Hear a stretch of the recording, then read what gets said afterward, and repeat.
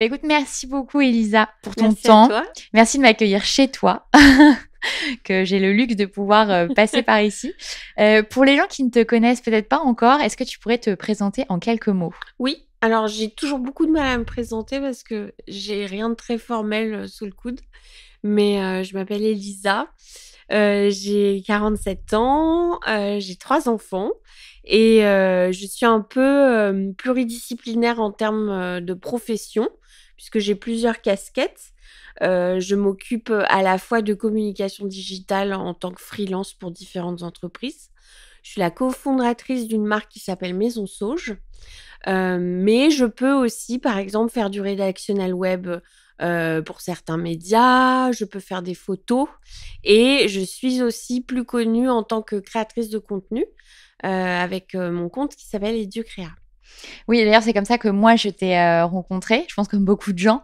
Et ce qui est intéressant aussi dans ton parcours, et c'est pour ça que je voulais t'entendre sur la bascule, c'est que effectivement, tu n'as pas toujours eu toutes ces activités, tu les as montées progressivement, pas forcément tout en même temps. Et surtout, avant, tu avais aussi un autre job Oui, dans une autre ville. Est-ce qu'on peut peut-être faire un focus sur ton parcours, sur toi, où est-ce que tu commences, quel type d'études tu fais, oui, où est-ce que d'accord. tu grandis? Alors j'ai fait des études de lettres modernes, parce que je pense que j'ai pas bénéficié de la moindre orientation. Après mon bac et que, bah, j'ai fait un bac littéraire. J'avais des facilités, dans tout ce qui était littéraire, donc j'ai fait un peu la fac de lettres comme ça. J'ai financé la fac de lettres en étant vendeuse dans des boutiques de vêtements et à un moment donné, bah, je me suis retrouvée, l'année de maîtrise en me disant: «Bah, qu'est-ce que je vais faire maintenant après? Est-ce que je continue, sur un parcours long mais dont les voies, on le sait, en lettres sont quand même, ultra, bouchées, si ce n'est étroites.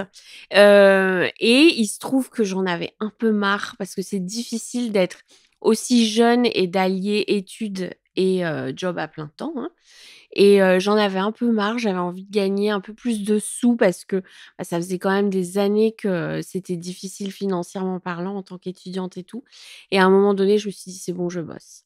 Et les gens pour lesquels je travaillais à l'époque m'ont très rapidement proposé de devenir responsable d'une de leurs boutiques. Et bon, ça représentait quand même pour une très jeune femme un gros salaire et tout. Moi, ça me permettait de souffler un peu, donc j'ai dit oui. Et puis donc à l'époque, je faisais mes études à Nice et en fait Nice me plaisait beaucoup en tant qu'étudiante parce que c'est une ville qui est très agréable en tant qu'étudiante. Mais lorsque je me suis retrouvée en tant que jeune salariée à Nice, sans plus du tout avoir le côté de cette vie d'étudiante, les sorties qui vont avec, les amis qui vont avec et cetera, et bien le premier hiver à Nice, j'ai cru mourir. Et je me suis dit: «Mais en fait, je ne me vois pas vivre là. Il faut que je trouve rapidement une solution». Et j'ai eu l'opportunité de partir à ce moment-là aux États-Unis, d'accompagner quelqu'un qui s'y installait. J'ai pris un visa de 3 mois de tourisme, sachant très bien que j'allais rester plus, et je suis partie comme ça sur un coup de tête. Au final, je suis restée, 2 ans et demi à San Francisco et bah, en fait, j'ai continué dans des, boutiques de vêtements. Mais attends, mais tu parlais assez bien anglais pour pouvoir Non, bosser je directement? baragouinais à peine. Donc au début, j'ai fait un peu plein de petits jobs, bartender, serveuse, Ok. voilà. Et puis j'ai rapidement été embauchée, chez Guess, dans un grand centre commercial, San Francisco Shopping Center. Et mon anglais ne les a pas trop gênés parce qu'ils avaient énormément de clientèle française. Ok. Ils m'ont dit: «Bah, tu vas apprendre sur le tas». C'est vraiment pas un truc qui les a, les fondateurs de Guess sont français.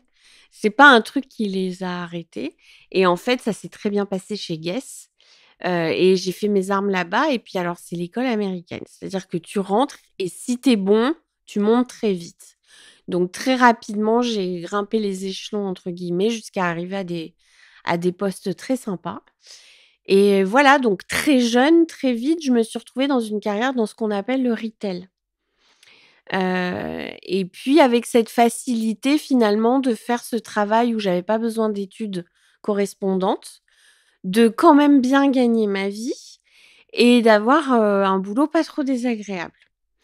Après ces 2 ans et demi à San Francisco, il y a eu le 11 septembre et j'ai dû rentrer en France et là, je me suis dit: «Bon, bah, évidemment, il est pas question que je retourne dans le sud-est».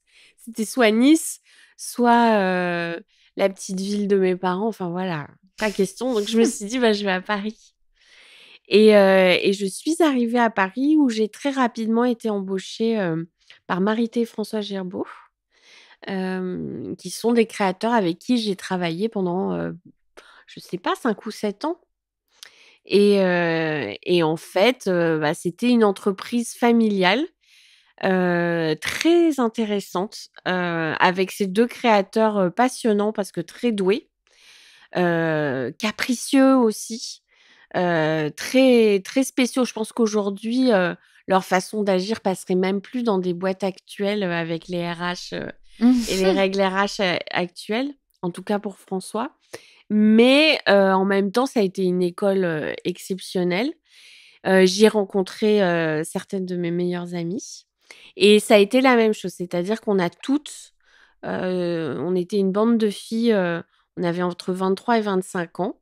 On a toutes démarré dans cette boîte en même temps et ils avaient une qualité énorme, c'est qu'ils nous ont toutes formées et on a toutes pu avoir des postes, très chouettes, assez rapidement grâce à eux. Et donc je suis devenue responsable de la communication interne chez Marité François Gerbaud. J'avais 25 ans. Donc Ouais, donc plutôt sympa, ouais, quand tu as voilà, 25 ans. Ouais. dans un univers, très chouette puisque, bah, tu as 25 ans, tu es à Paris, c'est des défilés, c'est des présentations de collections à la presse et cetera. Donc c'était un job très, très sympa. Je travaillais dans les showrooms, enfin cool. Et puis, bah, j'ai continué comme ça pendant plusieurs années pour différents créateurs. J'ai eu, alors je vais pas tous les citer, mais j'ai fait que des «maisons de luxe» entre guillemets, créateurs ou luxe. Dans la communication toujours? Non, alors ça en fait, ça dépendait des postes. J'ai aussi beaucoup fait de retail pur, c'est-à-dire de vente sur le terrain, où j'étais ce qu'on appelle responsable, de boutique et j'ai même été, alors c'est des termes un peu techniques, mais on dit directrice de flagship, c'est-à-dire que tu gères des très, très grosses boutiques, qui sont un peu les boutiques phares de la marque, dans des rues très célèbres à Paris, tu vois? Où il y a quand même une grosse équipe derrière et cetera. Donc les premières années, j'ai beaucoup aimé cet univers, bah, parce que ça m'en mettait un petit peu plein la vue, parce que j'ai toujours adoré la mode, parce que c'est joli, parce que c'est des univers extrêmement créatifs. Et puis après, bah, c'est la vie aussi qui évolue et moi j'ai aussi, évolué. En parallèle de cela, j'ai monté mon blog. Donc j'ai été, parmi les premières à l'époque en France à avoir un blog et il se trouve que, bon, à l'époque, c'était pas l'influence qu'on connaît maintenant. C'était, des blogs qui ne nous rapportaient entre guillemets «rien» Ouais. financièrement. Donc on les menait forcément en parallèle, d'un job. Mais il se trouve que peu à peu, les années venant, et bien, il y a les premiers partenariats qui sont arrivés sur le blog et surtout, alors que je travaillais toujours en tant que responsable de boutique et cetera, j'ai commencé à être contactée par des marques parce qu'en fait, ce métier du marketing digital naissait et j'ai commencé à être contactée par des marques pour travailler pour eux. Ils recherchaient des gens capables, justement d'écrire sur leur site web, et cetera et donc je suis devenue, rédactrice digitale à ce moment-là. Je me suis occupée de la newsletter famille de Monoprix. C'était les prémices, en fait, de ce qu'on connaît aujourd'hui et ça, je l'ai fait, en fait, je travaillais avec des marques comme Petit Bateau. Enfin, voilà, j'étais à la fois dans cet univers du blog famille, enfance et à la fois en parallèle, ce job qui était, commerce et luxe. Et les marques, du coup, elles te trouvaient, via ton blog? Oui, OK. oui, oui et voilà et j'ai fait ça pendant de nombreuses années, donc c'était des années chargées, surtout que mes enfants étaient petits. Donc j'avais quand même, 2 jobs, à plein temps. Les 2 activités en parallèle, ben, au fur et à mesure des années, se sont développées pour devenir de plus en plus importantes et puis est arrivé un moment où j'ai eu du mal à gérer les 2. Et où tout le monde, en fait, depuis un moment, me disait: «Mais enfin, il faut choisir» et moi, j'étais totalement incapable de lâcher, mon CDI pour me lancer à mon compte parce que, c'est pas du tout dans ma culture familiale, d'être indépendant. Parce que, on parle d'un métier qui, en fait, venait de naître. Enfin, Ouais. j'avais aucune certitude que ça puisse, vraiment devenir, pérenne et cetera. Donc j'étais inquiète parce que j'ai 3 enfants, parce que plein de choses et en fait, ça a commencé à mal se passer dans mon dernier job dans le retail. Il y a eu un changement de direction. Le changement de direction a changé complètement l'atmosphère. C'est devenu très compliqué pour moi, à tel point que j'ai frôlé, un burn-out et on m'a renvoyée. On m'a renvoyée de ce poste, en plus dans des conditions vraiment, déplorables. Ce qui fait que je suis partie vraiment en me disant: «Mais tu sais, tu as bossé pendant 20 ans dans un truc, et à la fin, on t'explique que tu es bonne à rien». Donc Ouais. c'est hyper décevant. Accompagné de cette lassitude, moi, peu à peu, en fait, j'ai avancé, évolué et cet univers du commerce et du luxe, il a aussi commencé un peu à me sortir par les yeux. C'était le toujours plus de chiffres, c'était tous les mois une pression inimaginable sur des objectifs chiffrés à remplir.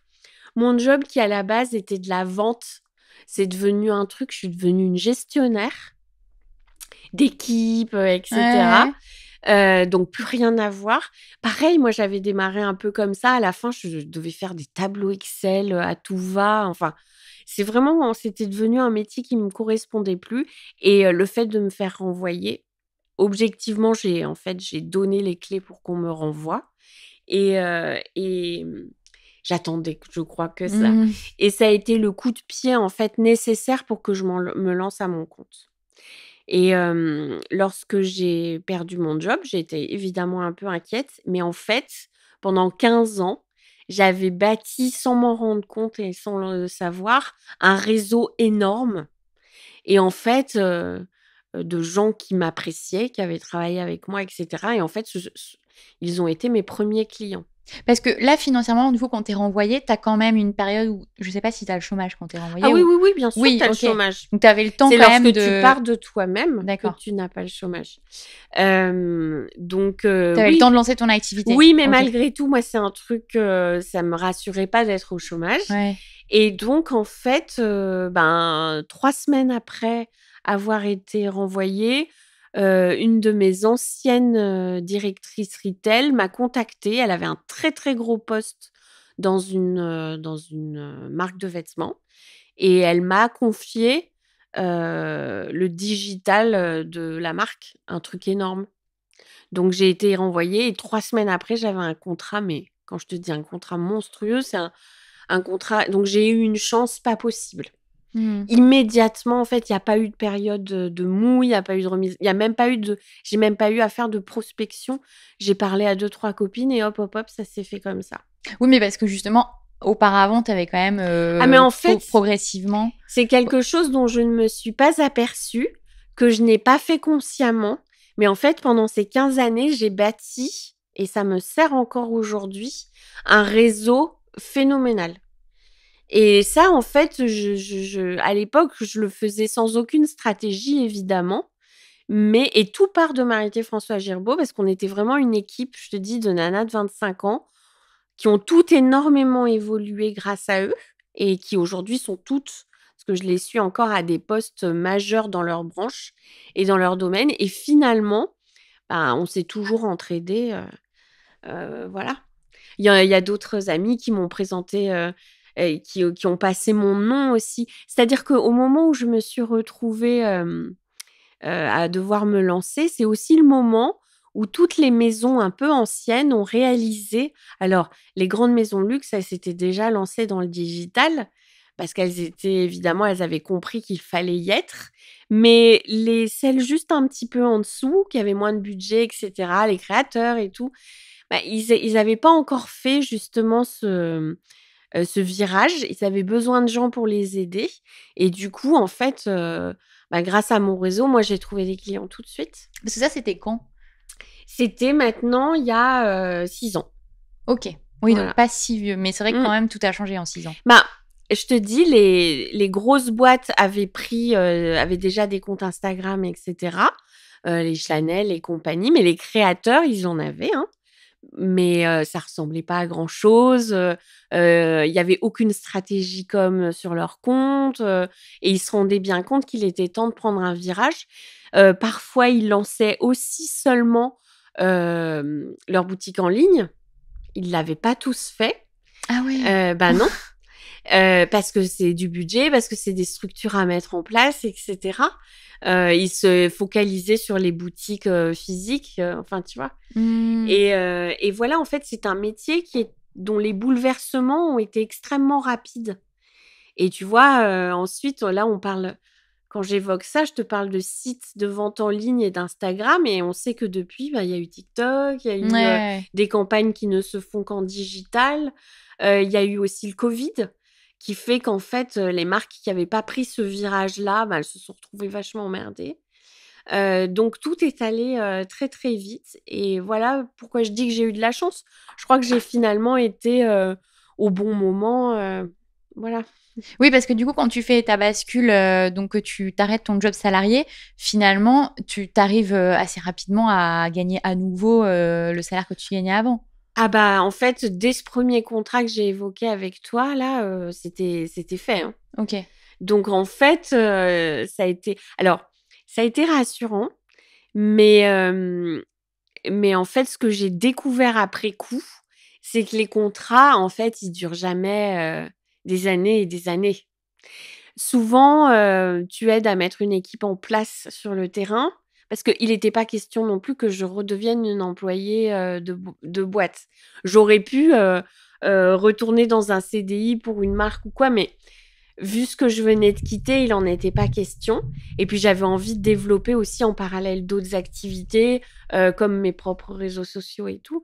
Donc je ne voulais pas redevenir employée. Donc finalement, moi, j'étais plutôt celle qui aidait à installer une équipe, à mettre en place une stratégie digitale, mais après il y a un moment où je m'en allais.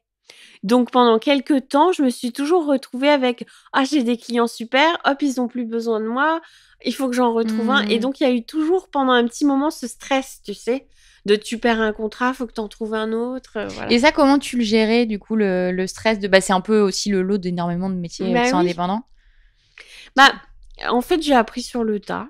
Je me suis toujours un peu inquiétée au début lorsque, je perdais un contrat, et puis j'ai vite réalisé qu'il y en avait un autre, qui arrivait, derrière, tu vois?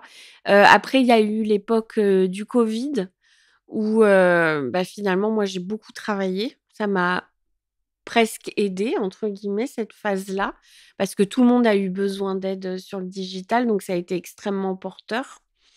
Et puis après, eh bien, ce que j'ai décidé de faire, c'est d'avoir une base solide, de clients sur du très long terme, sur des missions stables, c'est-à-dire avec un suivi, de leurs équipes, et cetera. J'en ai, 2-3 par an qui me permettent d'avoir des revenus stables et des petites missions en plus. Et qu'est-ce que tu proposes, du coup, dans tes missions? Généralement, c'est tu t'occupes de la, c'est plus de la stratégie de communication ou c'est vraiment, ça peut être, de la création, tu vois? Alors au début, je faisais un peu tout, et j'ai même fait ce qu'on appelle du community management, Ouais. et puis rapidement j'ai arrêté ça parce que, bah, parce qu'en fait, c'était pas ce que je souhaitais faire, parce que c'est extrêmement chronophage, Mmh. et puis parce qu'ayant moi-même des réseaux à animer, au bout d'un moment, tu deviens complètement, épileptique, hein, si tu es trop sur, sur ton téléphone et tout, et puis je me suis aperçue que, ma plus-value, elle était davantage dans la mise en place d'équipes, l'organisation et une vision globale de communication. Parce que finalement, faut pas oublier que j'étais quand même responsable de la communication dans des boîtes. Donc en fait, j'avais à la fois cette expertise communication et commerciale par des années de retail. Donc j'étais bien meilleure à aider à une stratégie globale, qu'à être community manager. Ce que je fais finalement très bien pour moi-même, mais bon pour d'autres, Mmh. voilà. Et oui, vas-y. Et puis après, en fait, c'est des jobs où il faut pas oublier que, ben, les budgets sont parfois réduits, et cetera. Donc, bah, oui, je sais faire des photos, donc parfois tu en fais parce que, bah, c'est plus facile, voilà. Mmh. De toute façon, c'est des métiers où maintenant, tu as plus une équipe de 10 personnes pour tout faire. Ça n'existe plus, J'ai connu la mode à la belle époque où il y avait un coiffeur, un maquilleur, un photographe, un assistant photographe, un vidéaste, un assistant vidéaste et tout. Ces budgets-là n'existent plus. Et donc maintenant, les boîtes, quand elles t'embauchent, bah, c'est un gros plus si tu es capable de faire plusieurs choses et si tu peux les aider. Hop, je sais faire des photos, hop, je sais faire des vidéos, voilà. Oui, en gros, il faut quand même que tu continues en permanence à te former aussi Oui, pour être un peu couteau suisse, quoi. Après, de toute façon, ça ressemble au digital qui ne cesse d'évoluer. Les plateformes évoluent. Il y a très peu de temps, on ne faisait pas de vidéos comme on en fait maintenant. Ouais. Ça reste très récent. Et alors, ayant vu cette évolution depuis le blog, je constate aussi qu'à chaque fois, on perd entre guillemets des gens et qu'il y en a des nouveaux qui arrivent. Typiquement, à l'époque des blogs, il y avait des blogs qui étaient fabuleux, qui ont disparu quand Instagram est arrivé, parce que c'était des personnes qui n'avaient soit pas envie, soit pas le coup de main pour prendre des photos et s'adapter à un format d'écriture beaucoup plus concis, etc. Et il en a été de même pour l'arrivée des vidéos et je pense que c'est toujours comme ça. Soit tu décides à un moment donné que tu as envie d'évoluer avec les formats parce que ça te correspond plus ou moins, que tu as envie de te former. Soit tu décides que ça te ressemble moins et puis voilà. Mais ça, c'est très vrai. Moi, il y a beaucoup de gens qui me disent tu vois, l'algorithme est contre moi ou ce genre de choses. Et à chaque fois, je leur dis, mais en fait, c'est juste que ça évolue. Et soit tu fais le choix de suivre l'évolution, soit effectivement, tu n'évolues pas dans le même sens et du coup, ça ne marche plus. Et puis alors, cette histoire d'algorithme, qui est en fait le truc que personne maîtrise, ça m'amuse toujours lorsque je vois des gens, on voit beaucoup ça en story qui disent « contrôle l'algorithme, like mon machin, enregistre mon truc ». Je pense sincèrement que c'est vain. Je pense qu'aujourd'hui, évidemment, les algorithmes ont un fonctionnement, mais qui est tellement complexe que c'est pas en allant enregistrer ou liker qu'en effet, tout le monde a sa petite formule secrète sur ce qu'il faudrait faire. Et en fait, non. Il faut savoir aussi qu'il y a des gens qui se plaignent et il y a des gens qui ne se plaignent pas. Moi, j'ai la chance d'avoir un compte qui fonctionne. Oui, parce que tu t'adaptes aussi, ce que je remarque. Alors, c'est pas que de la chance, c'est beaucoup de travail aussi. Exactement. Et puis, c'est peut-être une certaine créativité, voilà. Mais ce qu'il faut savoir, c'est que si on m'entend pas dire « Oh, l'algorithme, machin », il m'arrive comme tout le monde d'avoir des posts de merde qui fonctionnent pas. C'est juste que je m'appesantis. Et parfois, c'est pas parfois c'est pendant plusieurs jours, pendant une semaine, ça marche moyen et tout. Sauf qu'au lieu de me dire l'algorithme est contre moi, en fait, je continue ou j'essaye de me dire pourquoi est-ce que ça marche moins bien. Et sincèrement, la plupart du temps, c'est juste que ça a tout simplement moins plu. Pour plein de raisons. Tu vois? Oui, ça aussi, c'est une vraie raison. C'est que souvent, c'est pas que l'algorithme est contre toi, c'est aussi que ce que tu apportes aux gens est moins important que ce que d'autres créateurs apportent. Ça veut pas dire que c'est pas bon. Ouais. Ça veut pas dire que c'est pas toi. Ça veut juste dire qu'il faut pas oublier en fait que et ça c'est la notion qui est extrêmement difficile à comprendre sur les réseaux sociaux, c'est que évidemment tu publies des choses très personnelles, donc tu aimerais que ce que tu donnes soit perçu à hauteur de l'investissement que tu y as mis, mais en fait il faut pas oublier qu'on a affaire à un public et que finalement il faut trouver cet équilibre entre toi, ce que tu donnes, ta part de personnel, d'intime, ce que tu es capable de produire et les attentes d'un public. Et ça, c'est quelque chose... Et tout en ne se perdant pas, tout en ne se contentant pas de donner uniquement ce qu'on attend de toi, tu vois. C'est un fil ténu et il faut le trouver. Et ça implique également, dans cet exercice-là, de se remettre en permanence en question. Il faut jamais être assis sur ses acquis et il faut jamais se dire « Oh, ça fonctionne, c'est gagné ». Vraiment.